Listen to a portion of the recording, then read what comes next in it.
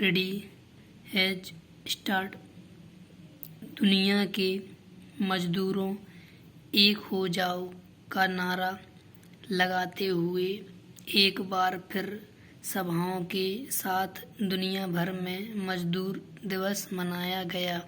दुनिया के मजदूरों का दुर्भाग्य ही है कि मजदूरों एक हो जाओ का नारा लगवाने वाले मजदूरों के नाम पर ऐश कर रहे मजदूर नेताओं ने ही मजदूरों को एक नहीं होने दिया और देश विदेश में अनगिनत मजदूर संगठन खड़े कर दिए गए। कोई कागजी संगठन है तो कोई मंचीय, कोई केवल सरकारी बैठकों को सुशोभित करने के लिए है, तो कोई संगठन किसी नेता के ड्राइंग रूम की शोभा बढ़ा रहा है, कोई केवल अखबार तक ही सीमित है, कोई केवल भाषणों तक, और कोई मजदूर संगठन ऐसे भी मिल जाएंगे जिनका कोई अस्तित्व ही नहीं है। लेकिन कोई करे भी तो क्या, संपूर्ण व्यवस्था ही ऐसी है।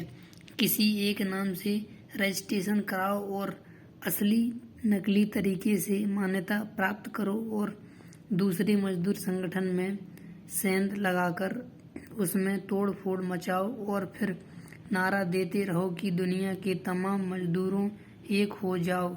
मई दिवस शोषण और अत्याचार तथा अन्य के विरुद्ध संघर्ष करने के विकल्प लेने का दिन है, मुंह सुख सुविधा हासिल करने का हथियार नहीं है। लेकिन आज यही सब कुछ हो रहा है और अब तो विधायक और सांसद बनने के लिए मजदूर संघों का उपयोग होने लगा है।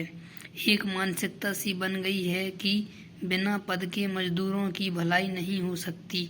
इसके अतिरिक्त विदेशों का सैर सपाटा करने के लिए भी एक कागजी संगठन की जरूरत होती है। ऐसा संगठन आसानी से खड़ा किया जा सकता है। एक समय था जब देश दो ही मजदूर संगठन हुआ करते थे, एक इंटक और दूसरा एटक, लेकिन इन संगठनों का भी राजनीतिकरण कर दिया गया और राजनीतिक दलों के समान उसके भी टुकड़े हो गए और आज वे किसी प्रकार अपने अस्तित्व को बचाने के लिए संघर्ष कर रहे हैं।